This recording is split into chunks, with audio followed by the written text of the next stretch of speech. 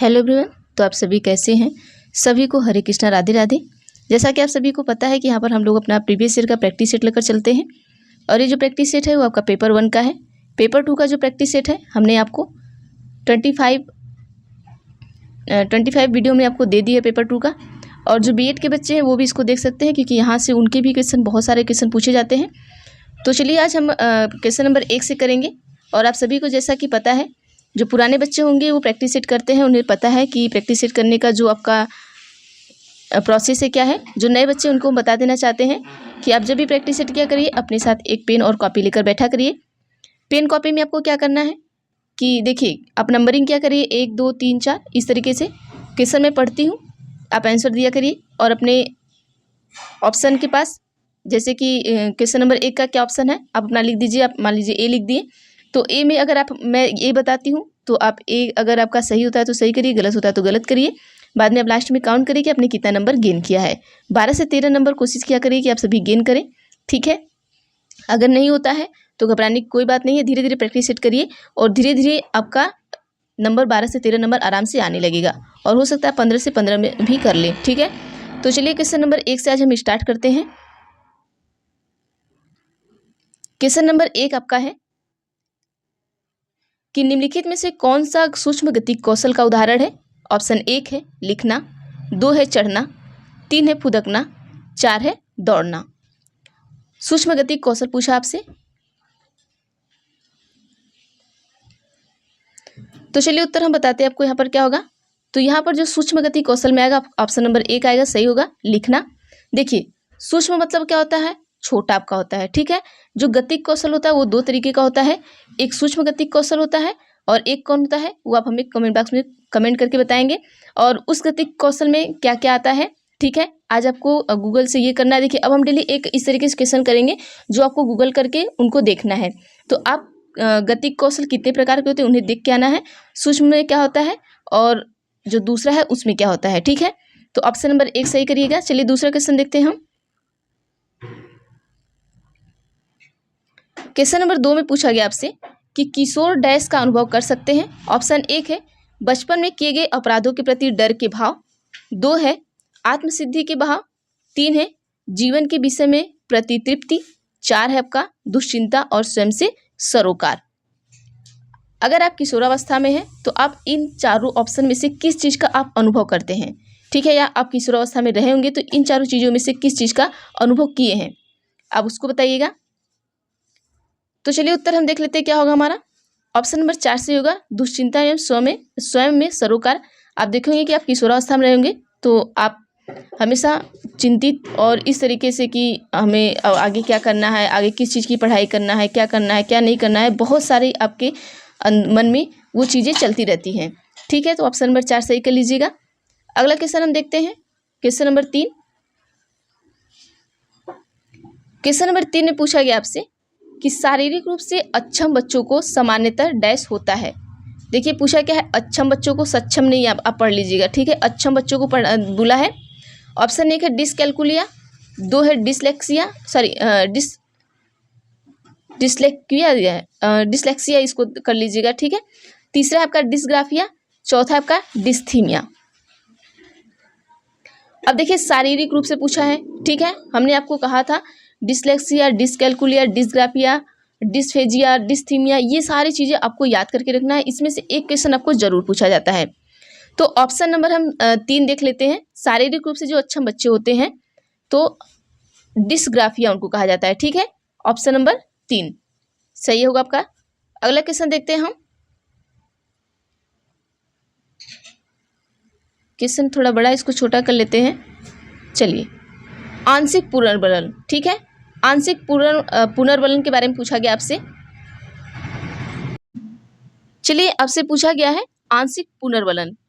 Option 1 है कि वास्तविक कक्षा कक्ष में अनुपयुक्त नहीं किया जा सकता। ऑप्शन 2 आपका है पशुओं को प्रशिक्षित करने में सर्वाधिक कार्य करता है। 3 है कि सतत पुनर्बलन की अपेक्षा अधिक प्रभावी होता है। 4 है कि सतत पुनर्बलन की अपेक्षा कम प्रभावी होता है। अब आंशिक पुनर्बलन दिया है, उत्तर दीजिएगा आप सभी। देखिए, जो हमारा आंशिक पुनर्बलन होता है वो क्या होता है, जो हमारा सतत पुनर्बलन क्या होता है कि लगातार जो पुनर्वनन होता है उसकी अपेक्षा अधिक प्रभावी होता है। आंशिक का मतलब थोड़ा थोड़ा करके, ठीक है, और सतत का मतलब लगातार। तो जो हमारा आंशिक पुनर्वनन होता है थोड़ा थोड़ा करके, वो अधिक प्रभावी होता है, ठीक है। ऑप्शन नंबर 4 का क्वेश्चन नंबर 4 का ऑप्शन नंबर 3 सही कर लीजिएगा। चलिए अगला क्वेश्चन देखते हैं हम। अब देखिए प्रतिभाशाली बच्चे पूछा है, जैसे हमने आपको कहा है हमेशा कि प्रतिभाशाली बच्चे से आपको जरूर क्वेश्चन देता है।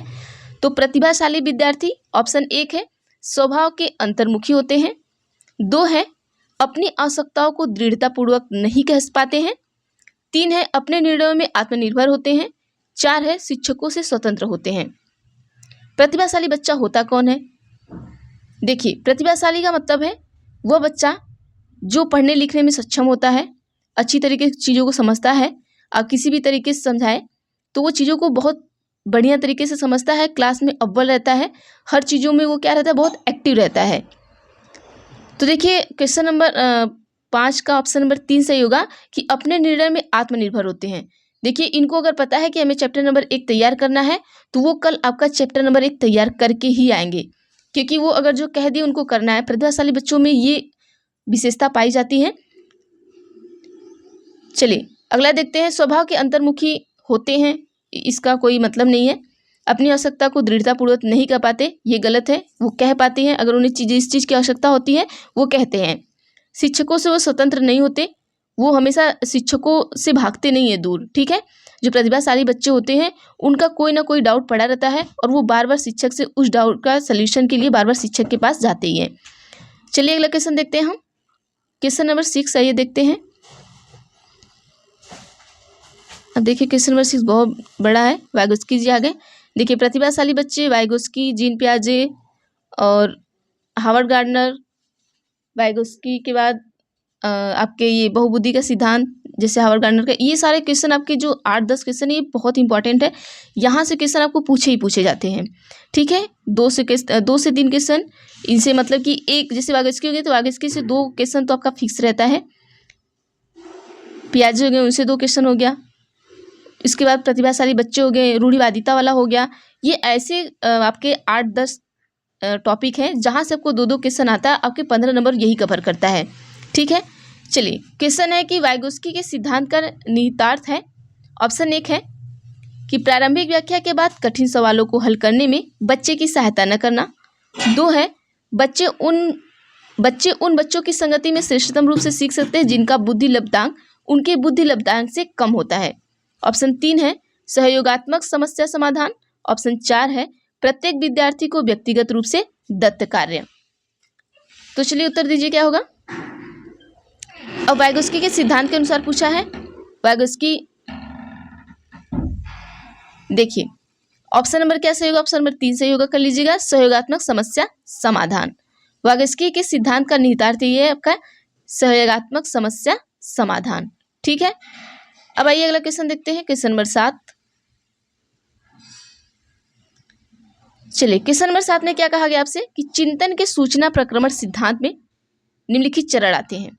ऑप्शन 1 है प्रतिक्रिया क्रियान्वयन, 2 है प्रतिक्रिया चयन, 3 है पूर्व प्रक्रमण, 4 है श्रेणीकरण। इन चरणों का सही क्रम है ऑप्शन 1 है 2 4 3 1, ऑप्शन 2 है 3 1 4 2, ऑप्शन 3 है 3 2 4 1, ऑप्शन 4 है 3 4 2 1। उत्तर बताइए क्या होगा आप सभी।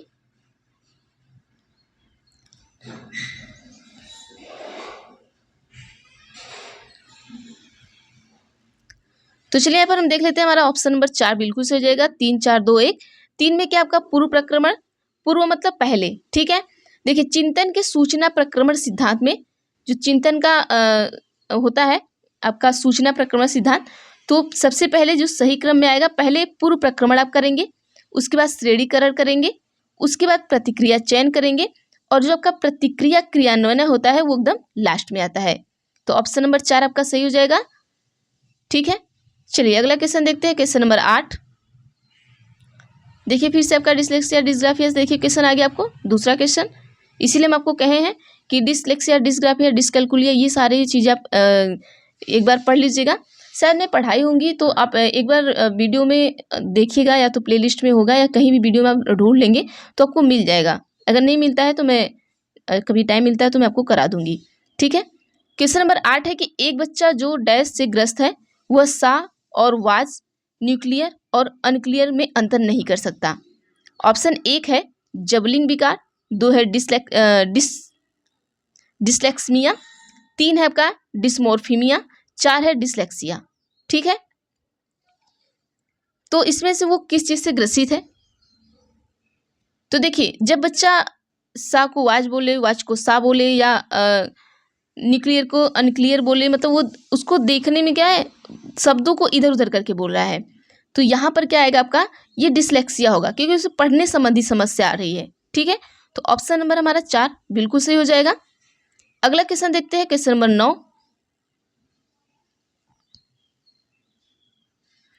चलिए क्वेश्चन नंबर 9 का हम देख लेते हैं। अभी हमने आपको 3 ऑप्शन देंगे, 3 ऑप्शन में से ही आपको उत्तर बताना है, ठीक है। ऑप्शन है क्वेश्चन है कि सीखने संबंधित नियोग्यताएं सामान्यतः, ऑप्शन 1 है लड़कियों की तुलना में अधिकतम लड़कों में पाई जाती है, ऑप्शन 2 है अधिकतम उन बच्चों में पाई जाती है जो शहरी क्षेत्रों की अपेक्षा ग्रामीण क्षेत्रों से संबंध रखते हैं, ऑप्शन 3 है उन बच्चों में पाई जाती है विशेषतः जिनके पैतृक अभिभावक इस प्रकार की समस्याओं से ग्रसित होते हैं। देखिए, सीखने संबंधी नियोग्यताएं, उत्तर दीजिए। चलिए उत्तर हम बताते हैं आपको। ऑप्शन नंबर 3 सही होगा। देखिए, ये ऐसी समस्याएं हैं, ठीक है। ये जो आपकी समस्याएं हैं, एक सेकेंड रुकिएगा।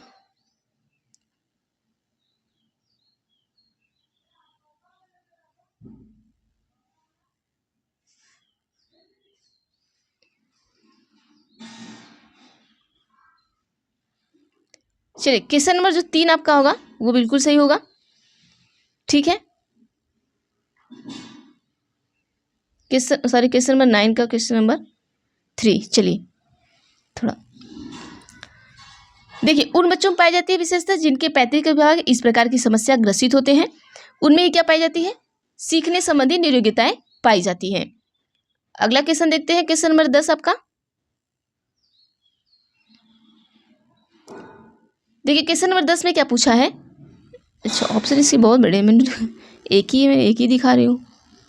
चलिए देखिए, बहुत ज़्यादा ही बड़ा है।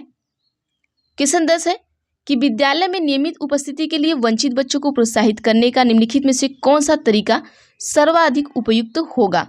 ऑप्शन 1 है कि बच्चों को विद्यालय आने की अनुमति न देने का कानून दंडनीय अपराध बनाया जाए, ऑप्शन 2 है कि विद्यालय द्वारा बच्चे को एकत्रित करने वाले एक व्यक्ति को नियुक्त किया जाए जो प्रतिदिन घरों से बच्चों को लेकर आए, 3 है कि बच्चों को आकर्षित करने के लिए प्रतिदिन 5 रुपये देना, 4 है कि आवासीय विद्यालय खोलना। आप सभी बताइए। क्वेश्चन नंबर 10 का उत्तर क्या होगा। देखिए, इसमें से हम आपको बता देना चाहते हैं, अगर जिनके फादर अगर टीचर होंगे तो वो ये जो ऑप्शन नंबर 3 है ये वाला काम तो बिल्कुल नहीं किए होंगे कभी भी। वो कभी भी आपको, अगर मान लीजिए आपको स्कूल जाने, ये तो आकर्षित करने के लिए बोल रहा है कि बच्चों को देना, अगर आप कभी भी स्कूल जाते रहे होंगे तो आपको कभी भी, आप जो जितने भी सारे बच्चे उनमें से किसी न किसी के फादर टीचर होंगे तो उनको कभी भी ये 5 रुपये उनको मिला ही नहीं होगा।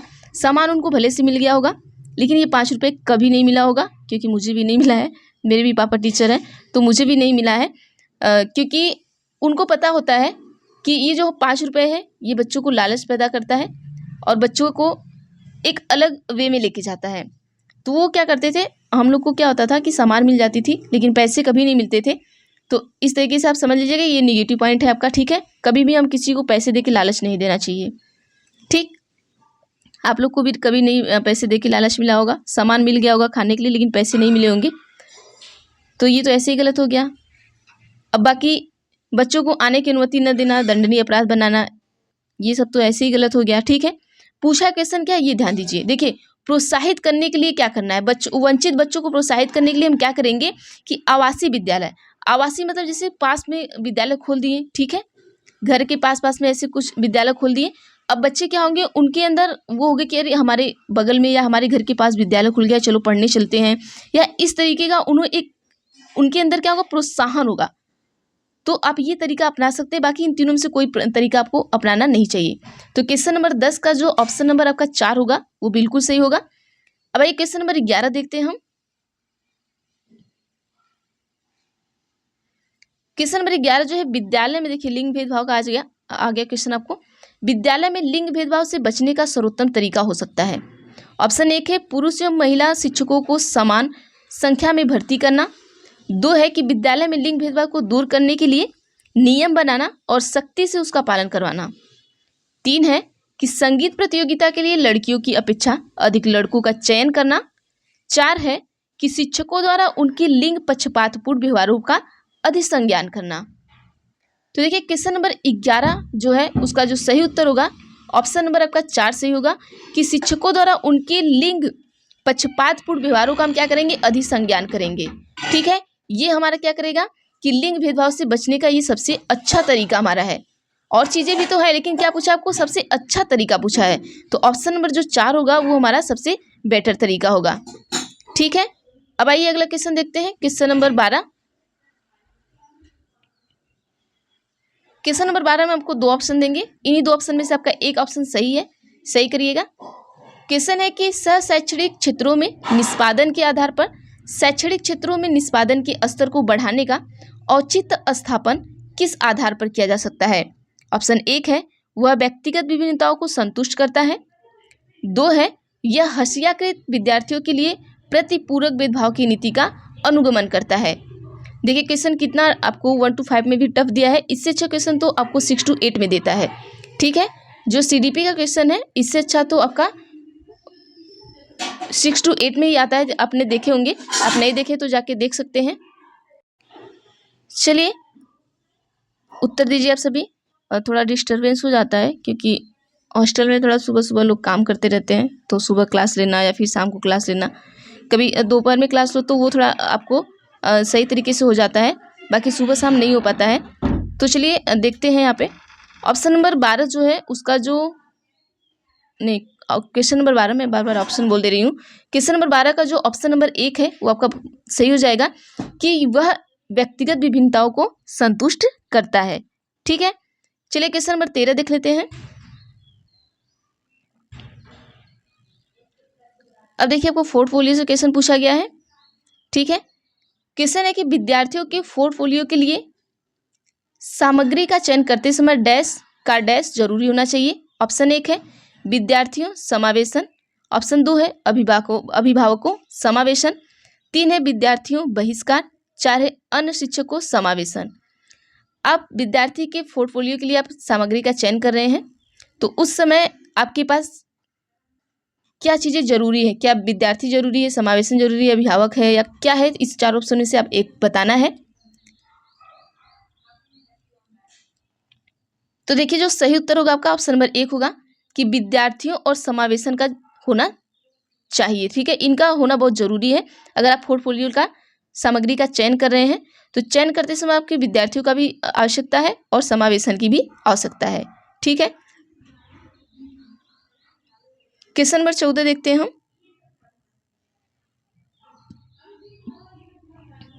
क्वेश्चन नंबर 14 कि वे विद्यार्थी जो समृद्ध ज्ञान और शैक्षणिक दक्षता की हार्दिक इच्छा प्रदर्शित करते हैं उनके पास होता है। ऑप्शन 1 है निष्पादन परिहार अभिविन्यास।